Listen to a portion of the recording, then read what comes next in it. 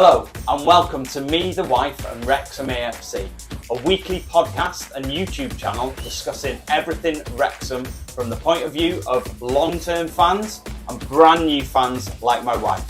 So sit back, put your feet up, relax and let's get stuck in. Hello and welcome to episode 5. Just before we start, probably worth mentioning this week, it's going to be a little bit of an odd week this week. So if you're listening to the podcast, hopefully you will hear no difference to normal. If you watch this on YouTube, you will 100% notice something different. We're actually flying to Ibiza tomorrow, which is Saturday. So some of it's going to be filmed in this country. Some of it's going to be filmed in Ibiza. As I said, fingers crossed, if you listen to the podcast, you're not going to notice any difference. YouTube, you're definitely going to notice because you'll see maybe the beach behind us. I don't know. But yeah, so it'll be split up a little bit. So hopefully it won't ruin it too much for anybody.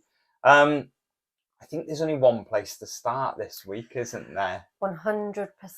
Yes, I think the only place to start this week has got to be the documentary. Welcome to Wrexham. So we watched it on Thursday when it was released. Yes, I had to wait until you got home from work. You did. I didn't even set up Disney Plus just in case you watched it while I wasn't here. What do you think of it? I thought it was good. Yeah, I really enjoyed it. It was good to kind of watch pre me starting to go to watch the games. Yeah. Do you know what? That put I'll be honest, it put me off a little bit because not in the sense that I still really wanted to watch it. I was still really excited, but I knew it was going to go right back to the beginning when sort of Keates was in charge and all that. And I was like, I hope they don't dwell on this bit too much. Which I don't think they did. I don't think so. If you think of it as it's going to be 18 episodes, half an hour a pop. So the first hour, you know, of the 9 hours in total was just sort of tidying up that season, introducing, you know, Humphrey coming into the club and things like that. And it was a good first hour, I felt, of a documentary. For me, it was good because I always thought that Humphrey was already part of Wrexham AFC anyway. God, no. I didn't realise that he wrote with Rob. I didn't know that. So that was kind of good for me to kind of know. But also as well, it was quite weird for me because I was watching, like, obviously Luke Young was on it from the start. Yes. Jordan Davis. But quite a lot of the other players, I was just like Rutherford, I was like, I've never heard of you. Yeah. It was weird because we were watching it and they were coming out to play the. It wasn't the Dagenham game. It was the playoffs, wasn't it? No, it was the Altrincham game. I think they showed the Altrincham game, and it was so funny because you kept on going, "Who's he? Yeah. Who's he? Oh, I know him. Who's he?"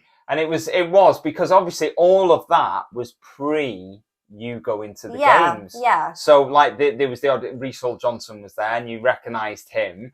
Pretty much, you know, Leighton, Dibble. Yeah. Everyone else was pretty much, I don't know who any of these people now. You could walk past me in the street and I wouldn't know that you played for Wrexham. Yeah, I mean, and it was quite interesting to see the players that we used to have in the starting 11. Like Dior was playing all the time. Mm-hmm. Ponticelli was playing a lot, you know. To be fair though, I mentioned this to you the other day. Yeah.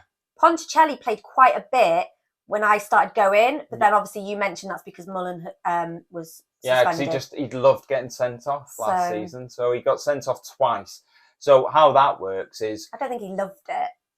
I don't know. I'm sure he loved getting sent off. He did it a bit. So when you get sent off, if it's a straight red card, it's a 3-game ban. Right, okay, yeah. So if you get sent off again in the same season for violent conduct, i.e., let's say, kicking someone in the chest, as he did the second time, you then get a longer than 3-game ban, which is why he missed quite a few games. We mentioned the other week that obviously Shimanga got 24 goals and, you know, he only played up until like the end of January, start of February. But I suppose at the time we were forgetting Mullin missed 7 games from being suspended. What he got was quite impressive as well, really. Yeah, it was, definitely. So I think I belittled it a little bit, saying that he played all season. I think you need to give Paul Mullin an apology. I will give him a call and I will apologise. I'm sure he's waiting with bated breath for that apology. Yeah, I'm sure he is, yeah. So anyway, back to the documentary. Back to the documentary. So we've seen the 2 episodes. Yep. Did you have a favourite bit? Do you know what? I don't think I had a favourite bit. It was just good to kind of get an overview of how the whole Ryan, Rob, I was going to say debacle, but it wasn't really a debacle. It's not a debacle. No. Yeah, how it all kind of came about, and it was nice to kind of go and have a look at, you know, Rob's kind of thinking about why he chose Wrexham and AFC and where he used to live. Exactly, it's sort of like, you know, I think Rob and Ryan's kind of childhoods were a bit different. Yeah, they weren't polar apart, but they were like, I think they were very normal. Yeah, I don't think they had the for extravagant. Where they lived. No, for where they lived, Yeah. I think they were very normal sort of upbringings, which really. I think that kind of was, you know, that's something that we can all relate to if you're from Wrexham. Well, yeah, definitely, and I think Rob brought it up in the documentary. Mhm. He felt like he already knew the people in the town because he grew up with this sort of people. Yeah, exactly. Which was really, really nice. Yeah, but like I said, I don't think I had a favourite bit. It was I mean, watching the game, you know, when they were playing the playoffs, even though I knew what the result was, because obviously it wasn't the playoffs, it was the game to get into the playoffs. Yeah, sorry, it was. Yeah. So yeah, considering I knew exactly what the outcome was, when like goals were being like taken by our team, I was like, oh, and then I was kind of I was a bit when like, Wrexham scored, you did cheer a little bit. I did. I was like, I wouldn't cheer too much because ultimately this isn't going to end well. Yeah. So yeah, it was. Yeah. I tell you what my favourite bit was. I think it was when. Do you know when they did like the presentation to the Wrexham Supporters Trust? Yes. And they were obviously getting filmed, and they were getting filmed before sort of giving their little presentation or whatever you might want to call it. And I liked seeing how nervous they were. Yeah. And it meant something to them. And also how nervous they were before they got the decision back as well.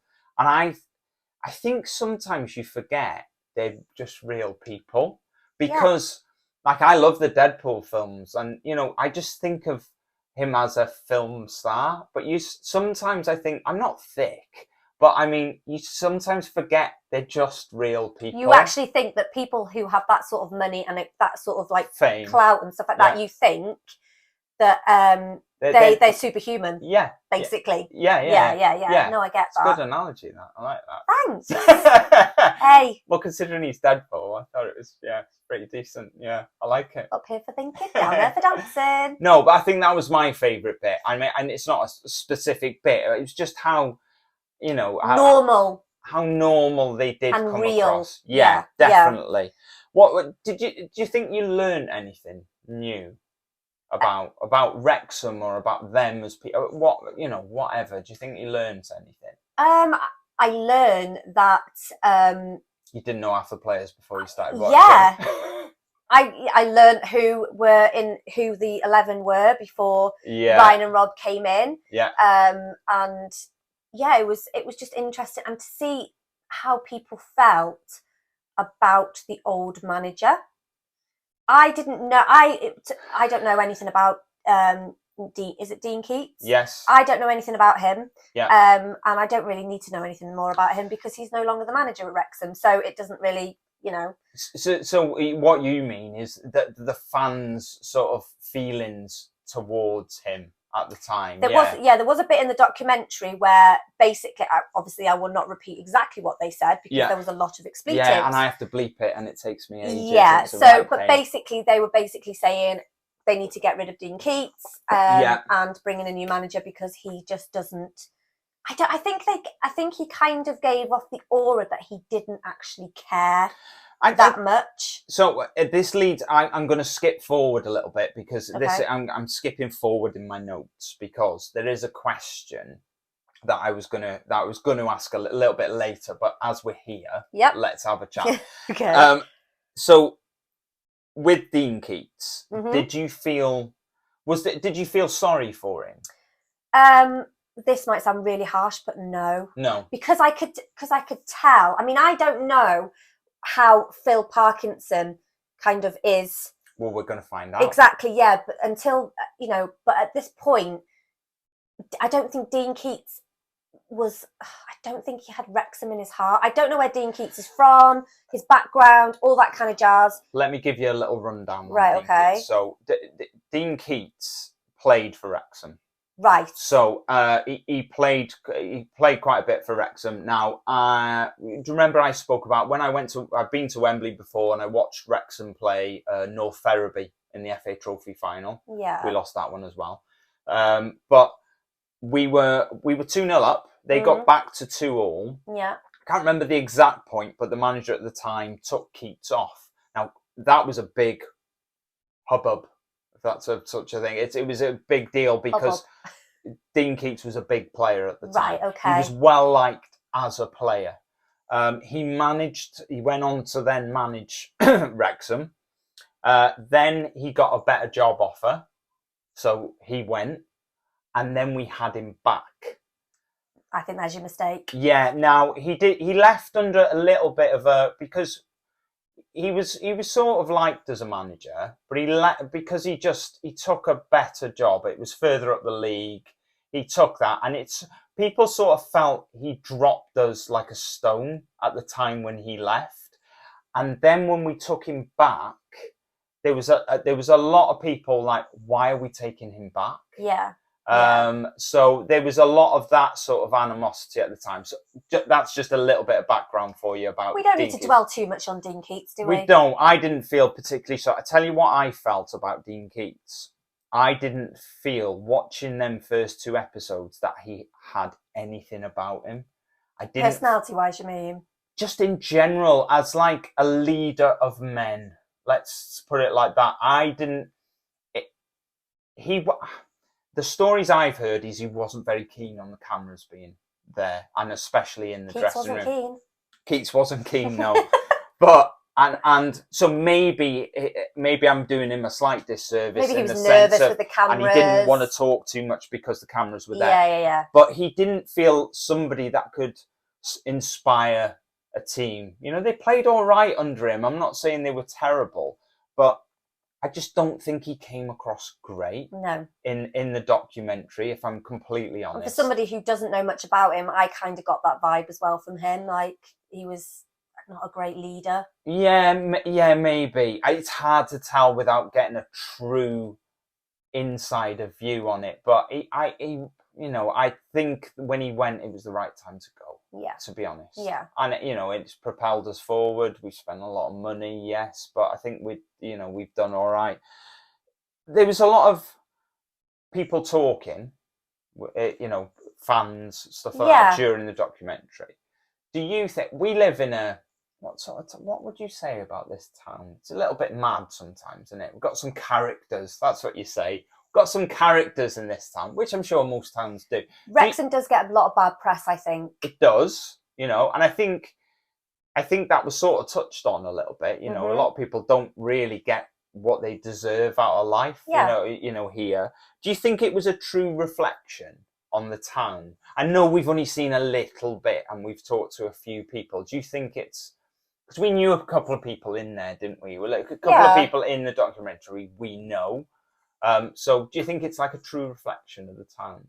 The whole working class thing, the whole, and the intro, where it's very sort of working class, they reference the mines and all that. So, the Gresford mines. And do you think it's a true reflection of Wrexham, the way it currently is? I mean, from the first 2 episodes, I think it's quite difficult to kind of... Yeah. Because they didn't... I mean, yes, they spoke to fans, I don't think you can really judge a town by 2 episodes. I mean, people will, don't get me wrong. Yeah, of course they will. But yeah, I think that, yeah, I reckon a few more episodes in. Yeah. You know, we are a very working class town. Sorry, city. Never say that ever. I know. It's a town, it will always be a town. Yes. So we are a very working class town, and my dad, one of the, you know, will always say, you know, to work. Yeah. It's a working class town. Fair enough. I'm going to skip backwards because something popped as you were talking. I was listening, I promise, but something popped in my. Something popped in my head. I did have another favourite bit of the documentary. Yeah. My other favourite bit, apart from my sensible answer, was when they subtitled Wayne from the Turf. Yeah. And I was like, I was listening to him going, well, I understand everything he said. And I was like, it was so bizarre that they put subtitles at the bottom of the screen. And it was like... I think they did that with quite a lot of us. Yeah, but that was the bit that stuck in my head. And I was like, well, that's a little bit bizarre.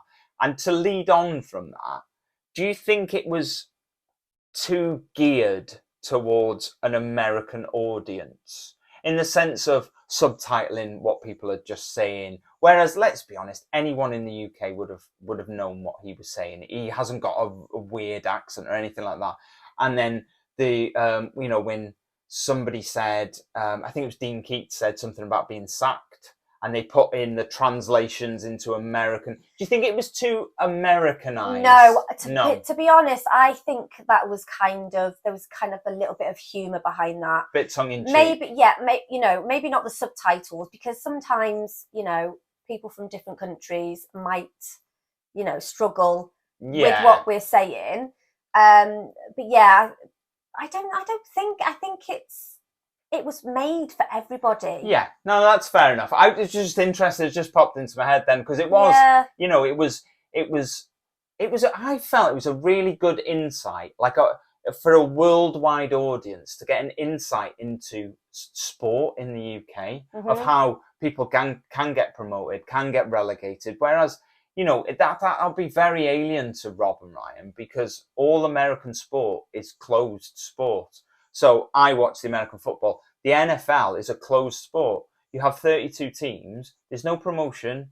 There's no relegation. It is literally, you play in your little leagues. You qualify for the playoffs. You go to the Super Bowl. You win the Super Bowl. End of season. Yeah.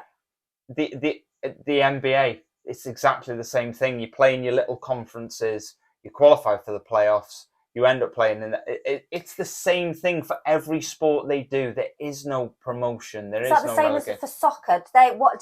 Is their soccer, because obviously they call football soccer over there, are they the same rules as we have over here? Well, they've got the MLS, but to my knowledge, there's no. Someone is more than welcome to correct me here, but I don't think they have a relegation from the MLS. They have their conferences, and then they go into like a playoff, and then. As I say, correct me if I'm wrong, but I think American sport is very closed. So I don't think that's very exciting. I think our football it is though, but it's just different. Yeah. Because I love American football, and you know, and watching that, I don't go, I wish some of these teams got relegated and we got to see more teams. I don't really think about it like that. I just enjoy what I'm watching. Yeah. It's just different. I think British football is much more exciting. Well, yes. I don't know where I'm going with that. I'm just saying yes. Did you feel proud to be from Wrexham? I always feel proud to be from Wrexham. Do you? Yeah. I am a Welsh girl. Unfortunately, I didn't grow up round here. No. You were born here, though. I was born here, but I moved because my dad was in the army. I moved to Germany. Yeah. So I lived there for most of my life. I came back here when I was 11, so I've lived here probably more. Most of. Yeah. Yeah. So, but my mum and dad always told me, you know, you're from Wrexham, you're a Wrexham girl. Yeah. And yeah, I'm proud to be from Wrexham, and this has made me more proud, I guess. Yeah. Yeah. Cool. Are you proud? Yeah, I think I've you know, I'll always, whenever I've been on holiday or anything like that, and someone goes, "Oh, you're obviously Welsh. Where are you from?" And now I don't think particularly I sound Welsh. No. But you know, I'd never felt like, oh, I can't tell I'm from Wrexham. Do you know what sometimes annoys me about being from Wrexham? What? It is which I'm hoping will change over the coming years. Yeah. Is if, for example, me and you go, oh, you know, like you look in the wardrobe and you go, I really need some new clothes. The first instinct isn't, let's go into Wrexham Town Centre. It's the town centre, I think, lets us down a little bit here. We are massively veering off course here, aren't we? But I think, yeah. But I think that over time, the exposure through things like this documentary will hopefully draw, you know, things back into the town. We were a thriving town. We're a thriving market town. Back in the day when we were kids. No, seriously, when I was a kid and I used to come over here to see my grandma and everything. When you were a kid. Yeah, well, we used to go to the Monday market that was, you know, and all this kind of, we are veering off a little bit. Yeah. What I did want to say. Yeah, massively. What I did want to say about if you go abroad. Yeah.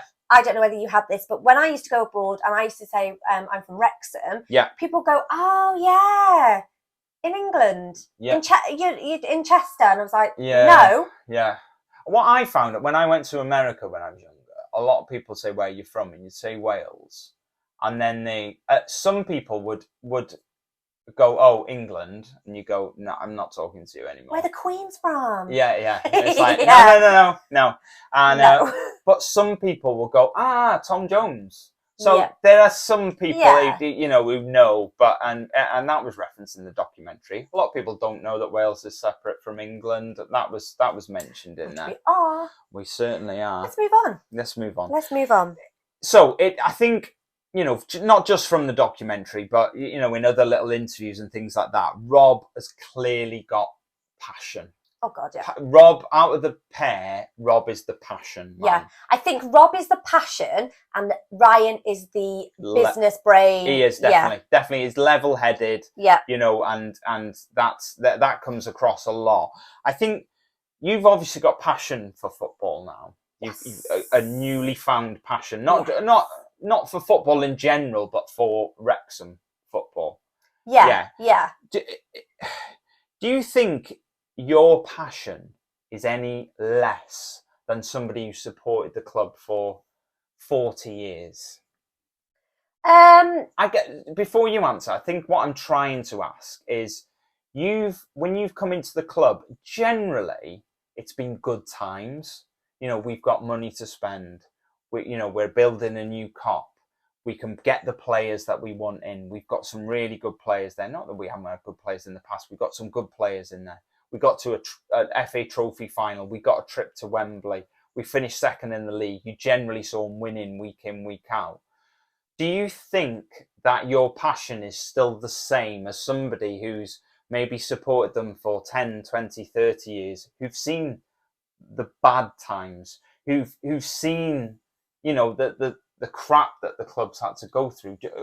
I get what you're saying. No, I do get what you're saying. I don't necessarily think. I'm glad you cut in, because I think I just would have carried on talking. Yeah, I know you.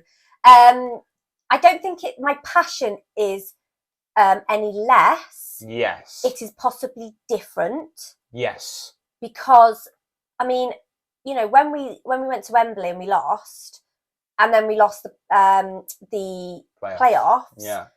I was gutted, and I probably.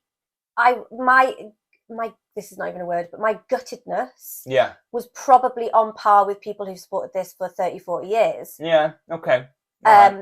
So it's not necessarily less than everybody else's, but it's probably a little bit different. Because I haven't been here for all the really, really, really bad times. Yes. But I felt it when we didn't win the playoffs and when we didn't win that FA Trophy. Yeah, so you felt the disappointment, just not as much disappointment as other people. I felt the disappointment this last season. Yeah. But obviously I haven't felt disappointment in like the previous seasons because I was never around for those sort of things. I think a lot of people think the true measure of a fan is longevity. Not so much longevity, it's being there in the bad times. Which I plan, you know, I hope there isn't any bad times. No, but you know, being there week in, week out when there's only 2,000 fans there, and people have done that. And yeah, I get that. That's some people. I'm not saying that's my view. I'm just saying that is some people's view. Where were you when the bad times were here? Do you get what I mean? It's, you know, and some people will have that point of view, which is fine. Everyone's entitled to their point of view, but they're wrong. That's what your eyes said. I am a fan. I intend. Get my words out. I intend to be there for the good and the bad times. Good. But I'm hoping there is no bad times. There won't be any bad times anymore. No, let the good times roll. Got to be positive about these things. Of course you do. Have you looked into any of the recent history? Like, I'm not talking about, you know, going back to the 50s, 60s, 70s or anything like that. But have you sort of read about any of because the whole bankruptcy looming and the club nearly going under? That was a very real threat not very long ago. Mm-hmm. Have you looked into any of that as yet? Or is that not something that you've done? Are you very focused in the here and now at the moment? With me, I'd rather not look back. Yeah. I'd rather, I'd rather just look forward and at what's happening right now with the owners that we've got, because I know, I mean, I've heard you and your dad talking, and I know we've had some really crappy, really, really, really crappy times with owners and all this kind of stuff. I know that. I don't need to dwell on that. I get you. Don't dwell on it, but a suggestion for you. I would suggest you have a little read up about it, because I think it will give you a better understanding of the club as a whole. And I think it will give you a better understanding of the sort of fans that we have. And we've got diehard fans. I know we've got diehard fans. Yeah, but I think that story in particular, with how quick funds were raised to save the club. I mean, people remortgaged their house to raise money to save this club. And do you know what? Those people who did that, I hope that they are getting something from this. Yeah. This. But I would suggest you have a little read of that, because I think it will make your experience of Wrexham more rounded. Okay. Yeah, there's a little thing. Documentary, let's put it to one side. I'm sure all future episodes moving forward, we're going to have a little section where we're going to have to talk about the documentary. We can't just ignore it 1 week, can we? No. So that'll definitely be something that's discussed moving forward. Let's talk news. Let's talk news. Not much. Really. No, not much has happened this week. No. The only thing that has been raised this week is that Rory Watson has had his contract extended. I think he was literally only meant to be here for like a couple of months. They never particularly said, did they? But I think it was weeks. Was it initially when he joined? Well, now they've extended it till the end of end of January 2023. Yeah. So my question would be, is that because Leighton is still not 100% ready to come back? Definitely. Yeah. So we've obviously got Dibble, which is long term, but I don't think they've confirmed how long term. Clubs tend to be quite secretive about injuries. I think that's more for personal privacy, maybe a little bit. A lot of people want to know. What I've heard about Leighton, which I've mentioned before, is he's out till Christmas. Okay. Which does make a lot of sense with extending his contract, with Rory getting his contract extended till January. Yeah. So I think it's a good thing, because they've obviously seen something in him. They could go out and splash a little bit of cash or get another goalkeeper on loan. They didn't really get a lot of chance to look at Rory before. They've had chance to look at him. They've obviously liked what they see and think he's good enough to step in. Should he need to? And so he's got his contract, so well done to him. Disrespect to Rory Watson, but hopefully we don't ever see him because Mark Howard will continue to save lots and lots of goals. Well, let's hope. Deflect them. Is that a footballing term? Yeah, it is, but I think you're using it in the wrong context. It's save. It's a goalkeeper saves the ball, doesn't he? Yeah. He doesn't. He could. It's as simple as that. He just saves it. He just saves it. Yeah. Okay. So all right. Yeah. So minimal news, I would say this week. Which is good. Sometimes we don't, because I think it's all been around, which is why we talked about the documentary for so long. It's been a lot. It's been nuts, hasn't it, surrounding the documentary? It has. It's obviously going to take up a big chunk of what we're talking about. Mm-hmm. So people who got in touch this week, I'll read this first one out because I made myself look a little bit stupid. Now, Cliff Russo got in touch last we mentioned him on the last podcast, yeah. We did, and I was hoping I got his name right. He got in touch to say, yes, we 100% got his name right. Now, what he mentioned was, if we ever go to Portland, Oregon, we should go and see a Timbers game. We had a little conversation. We said, what are the Timbers? I said, basketball, American football. No, they play football. Obviously, this is a football podcast. Why would we be telling us to go and watch a bloody basketball team? So, yes. Sorry, Cliff. We were being really stupid. We weren't. I was being really stupid. So, Cliff got in touch again, and he basically gave me a little bit of background about the Portland Timbers. Yep. He'd said that they've got like a bit of a rivalry with the Seattle Sounders. He said that they're playing this weekend. The Portland Timbers are playing the Seattle Sounders this weekend, and to check it out. So thanks, Cliff, for getting in touch again. And to be fair, he didn't call me stupid. It's always good to put Ryan in his place, though. So thank you for that, Cliff. He didn't call me stupid. So that's a big thumbs up to you, Cliff. He also gave me a fun fact. Nothing to do with Wrexham. No. But he said whenever a goalkeeper keeps a clean sheet, or somebody scores, they basically give them a ring out of a log. Timber. So they give them a ring. You know the rings in the tree? They give them a ring.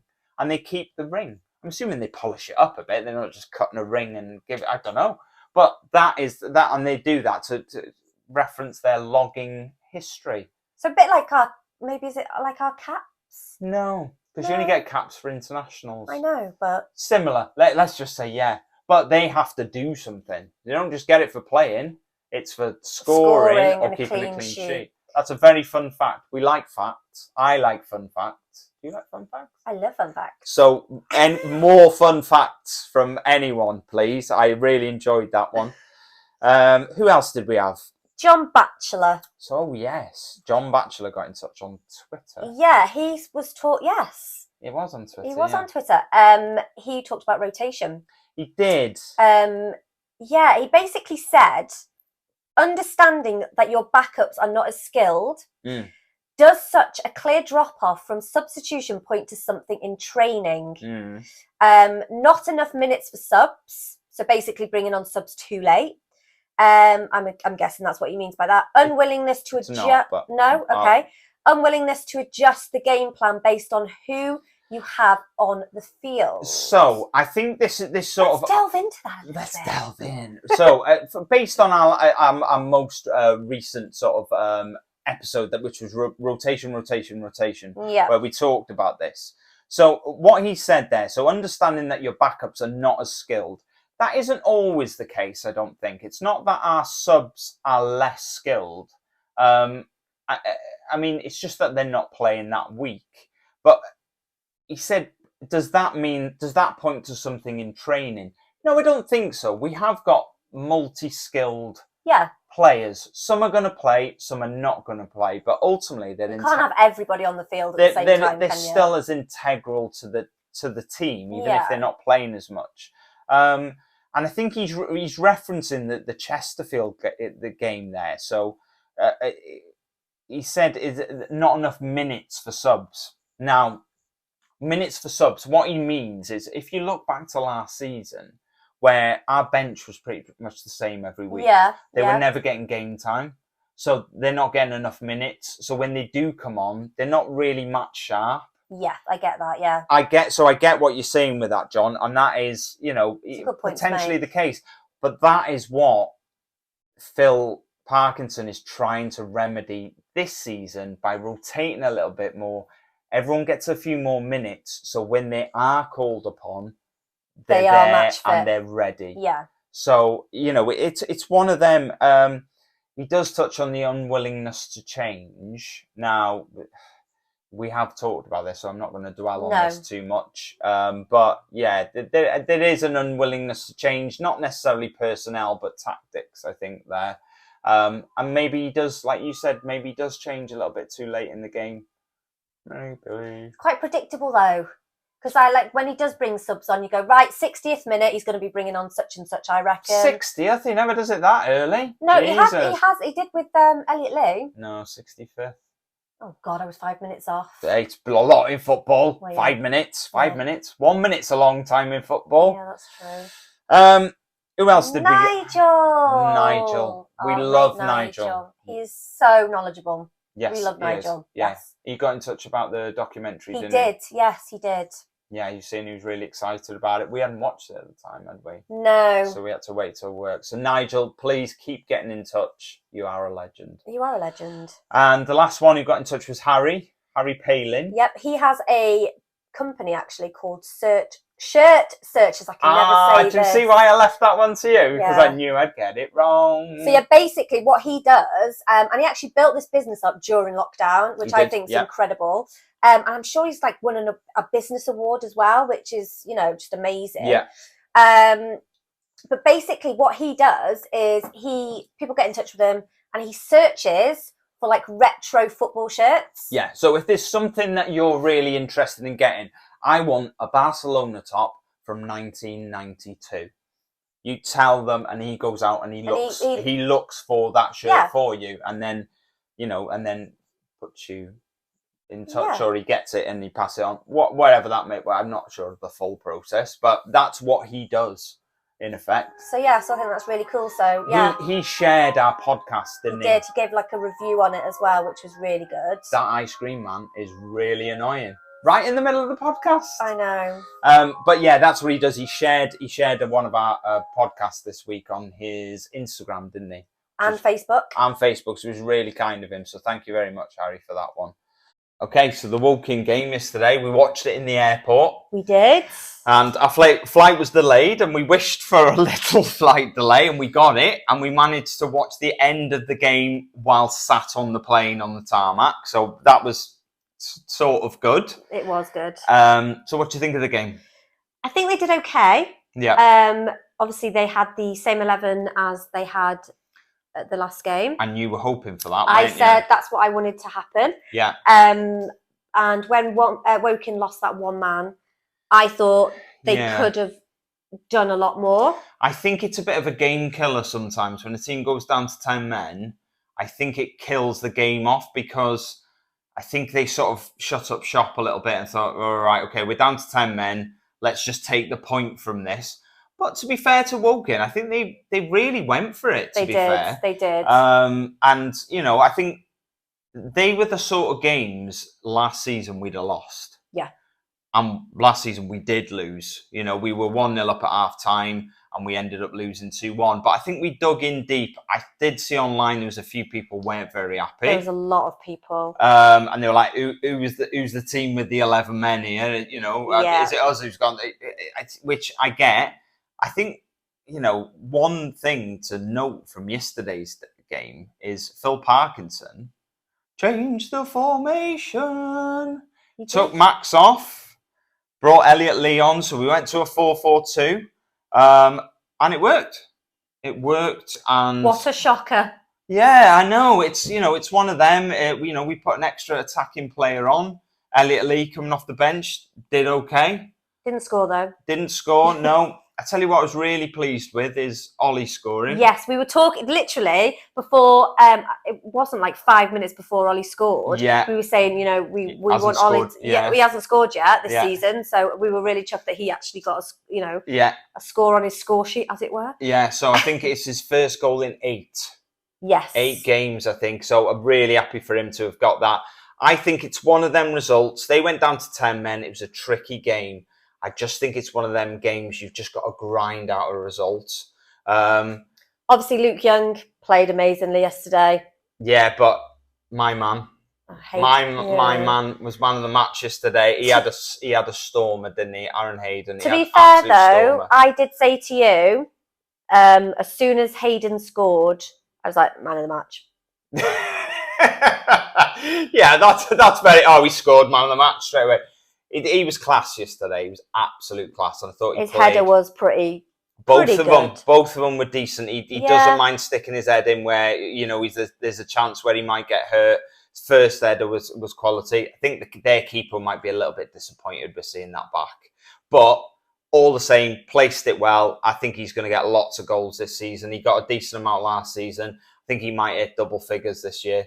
I think he's definitely one to watch, Hayden, I think. Yeah, definitely. The leap he gets on him is immense. He's absolutely. A tall guy, though. Yeah, he is a big lad, but he can jump. He can jump, absolutely. So, no, I was pleased with that. I wasn't one of these, it was one of them games you just had to grind the result out. And, we didn't play amazing, but it's another 3 points. And I think the thing that defines a season for teams is not the games where you play well. The thing that defines a season is when you don't play great and you still come away with 3 points, they're the games that define your season. And when you get to the end of the season, they're the ones that you look back at and go, remember those. And you go, right, okay, they're where we really picked up points, I think. Yeah. I've read as well that somebody on one of these on the Wrexham forums basically said that they think that Elliot Lee will now play the next 10 games. He won't be on the bench. He'll be playing the next 10 games. I hope not, because I think he's very much an impact player, and I think when teams are a little bit leggy and it's come to an end of a game, I think he works well, and that's where he works. I don't want to see him playing every game, and to be honest, I don't think he will play every game. No, this is just someone's opinion. Yeah, so we'll definitely wait and see. But great result, and we move on. What number are we now? 4th? We're 4th, yes. So, yeah, great result. So last week we ran a competition to win 2 tickets to the Gateshead game. Just a quick shout out to Sarah Pollitt and her son Lucas, who won them tickets. So we hope you enjoy the game. We'd obviously love to be there ourselves, but we're not going to be. So you're representing. Yeah, you're definitely representing. So I hope you both enjoy the tickets. Sarah actually works at Hope House Hospice. She does. So everyone down there does an amazing job. So I hope you enjoy the game. So let's look at the games ahead. We've got 2, one away, one home. Yeah. First one is home. Yeah. Gateshead, Tuesday the 30th. Yeah. Yep. So the Tynesiders. Oh. You knew that fact. I did know that fact. I was just sorry. I was just trying to sound interesting. Well, for all those who didn't know, Gateshead are known as the Tynesiders. I was just trying to be nice. Yes, I didn't know that. Thank you but I did know that. You did know that. So last season they were promoted from National League North to our league, which is the National League. Yeah. And so far this season, they have drawn 3, lost 1. Due a win then, aren't they? And they're currently 19th in the table at the moment. Okay, so there's teams that are doing worse than they are. Yeah. They've got 3 points, which from 4 games isn't great. But one thing I've learned watching football, never scoff at the opposition, because we could just be exactly where they are. Well, look what happened with Dover. We were like, nah, we're going to blow these away. The documentary film crew didn't even turn up for that game because they thought that's a foregone conclusion. Oh, really? Oh, my God, that would have been amazing footage. No, they didn't. No, they went there that week. I think it was one of them games where they thought, nah. Well, hopefully they've got some footage of it because it was immense. They put a call out to fans to submit their footage of the game because they wanted it. How true all that is, I'm not 100%, but I think it is true. Yeah, it is. So. But yeah, so Gateshead. So Dan Jarvis, new arrival. I forgot about him. I don't think he's played any games though. Oh, as of yet. So okay. Right, is he going to be playing on Tuesday? Nah, I doubt it. I doubt if he hasn't been in the team. I doubt they're going to throw him in against his former club. Maybe they will. Maybe that's a bit of a thing scare for him. Tactic, maybe. What did you make of Dan Jarvis? Or don't you really remember him? I don't really remember him, to be honest. He came, what Phil Parkinson used to use him for. He used to come on now and again. I think he started 1 or 2 games. But what I noticed was when we were backs against the wall, and he wanted to change the tactics. He does do it now and again. So the Dover game, we were 5-2 down. Yeah. He took Max off. Yeah. And put Dan on. So Dan's a midfielder. So basically we went to a back four, extra midfielder in the middle, and it worked. I think he was usually a throw him on and get him, let's start pushing forward up the pitch. I think Dan Jarvis was one of them players, in my opinion. I mean, you don't even remember him. So I think he was one. I remember the name, but I don't ever remember him being a massive impact on my footballing experience. No, I don't think he was ever going to be somebody that was going to challenge for a regular place in the team. If I'm honest, which is why he might sound horrible. I just don't think he was, and I don't think it was a huge shock when he was released. Really. So yeah, we shall see on Tuesday. See whether or not he actually plays. Prediction. Prediction. I'm going to go 2-1. 2-1? Okay, I'm going for 4-0. Obviously, we can't look at previous games where we've played them because we've never played them before, have we? I'm just going to throw a little spanner in the works. We have played them before. They have been in our league. Not last season, obviously, because they only got promoted, but we have played them before. Now, I remember going to a game, Wrexham played Gateshead at home. We lost 7-2 at home to them. Just throwing it out there, just as a memory. We lost 7-2 at home, and because a lot of people were going when we were 5-2 down to Dover, we're like, oh my god, it's another Gateshead. So I remember that. So it's just not all doom and gloom. Let's move on. Yeah. I'll go for 4-0. You're going for 2-1. Yep. Okay. So and just so we know, top scorer for them last season was a guy called Macaulay Langstaff. Oh yeah. But good news. I know where he is. I know where he is. He's at Notts County. Well, but we're obviously going to be playing Notts County at some point, aren't we? He's classy, is Langstaff. So we don't have to worry about him in the Gateshead game, but we may have to worry about him in the Notts County game that we played. I tell you what, they lost both their strikers. Gateshead did, because they the two strikers that they scored quite a bit last season. I'm pretty sure Notts County bought them both as a pair, sort of thing. They took them both. I watched the Chesterfield Notts County game, and Langstaff scored twice, and he looked all right to me. So we'll probably be discussing Langstaff a little bit more when we play Notts County. Decent player. Yeah, but we don't need to worry about him on Tuesday. So move on. Quick mention out for Dragon Chat again. So we've got every Thursday. Anyone who's tuning in that is new to the podcast. We'll tell you again. So it's a men's mental peer support mental health sort of group. They operate a Zoom call every Thursday. It's amazing. Anybody who's struggling with mental health just feels like they need somebody to talk to. It's there. If you check Facebook on a Thursday at about 6:30, they always post the Zoom number and the access code. Tell I don't use Zoom. What is it? Meeting ID, PIN. Zoom ID and password. Right. Yeah. So you could even go onto the Facebook page, Wrexham AFC page, and just search for Dragon Chat and the posts. Previous posts should all pop up, so you'd be able to find it on there as well. If you're watching on YouTube, I'll put the details of how to get on the call in the description. If you're listening on the podcast, like Sian just said, check them out on Facebook and then get all the details from there. Okay, so it's quiz time. Quiz time. So after the roaring success of my 1, 2, 3, 4 quiz last week. Roaring success? Nobody mentioned it, but I thought it went well. I've done another 1, 2, 3, 4 quiz. Oh, I quite like these actually. Yeah, they're all right, aren't they? Yeah. I think this one's harder though. Oh, great. Yeah, so. Back down to the bottom. Yeah, we're going to. You got 8 last week. Yes. So I think you can get up there. I've got faith. Okay. So we're going to look at Wrexham's opposition. Okay. For the season. Okay. Okay. So one team in the National League start with the letter C. Oh, okay. Oh, just the one? Just the one. 1, 2, 3, 4. Start with a 1. Chesterfield. Well done. 1 point in the bag. I worried then. 2 teams start with the letter Y. Yeovil. Yes. I'm going to be honest with you, you should definitely get this. Yeovil and... Oh, we're going to have to put a time limit on you. Can I have a clue? You can't have a clue, no. Something. Actually, do you know what? I think I've been quite hard on you. So we'll give you a little clue to this one. It maybe is a game that we are planning to go to, an away game.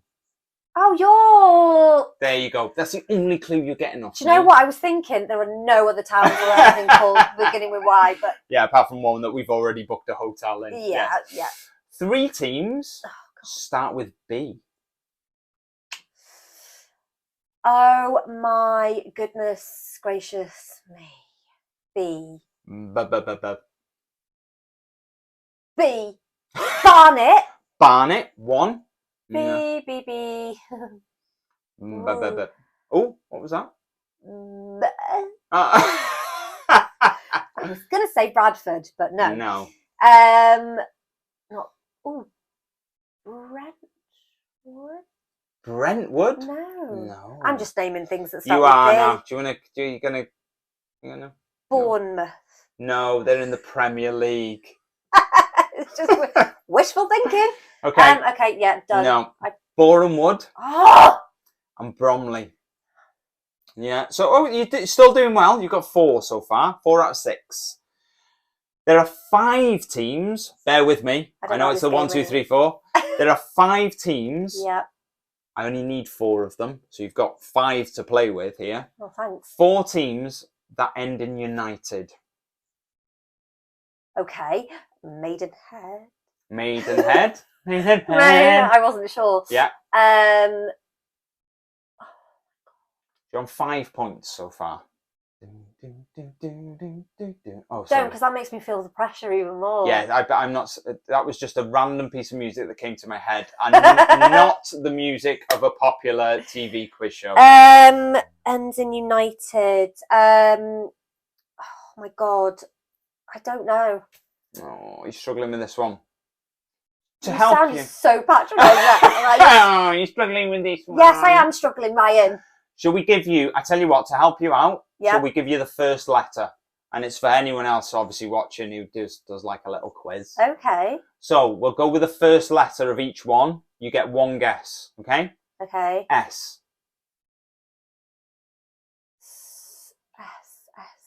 You always look like you're just about to say one.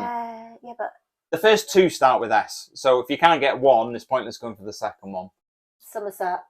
Somerset United, that well-known National League team, Somerset United. No. I know Yeovil's in Somerset, isn't it? Yeah. Are you crashing out for this one? I can't. No. Southend and Scunthorpe. Scunthorpe? Yes. Never would have got that one in a million years. They came down last year with Oldham. Did they? Yeah. Oh, there you go. Then. M. Another M. Another M? Yeah. So you've got Maidenhead. There's another M. Maidstone, is it? Correct. Oh, is it? It is Maidstone United, yeah. Oh. And the last one is T. I love how you know things are wrong, but you just can't help but say it out loud. Yeah, I can see in your face you know it's wrong, and you go, I'm just going to say Taunton. You never know. It could be right. T. No, you're out on this one. Torquay. So, you got 1, 2, 3, 4, 5, 6 this week. I think that's 6 out of 6. 6 out of 10. It's 1, 2, 3, 4 quiz, isn't it? I don't know. So 6 out of 10. I would say that's a solid effort. Still deserves a high 5. So well done. Thanks. Well, thank you very much for tuning in again this week.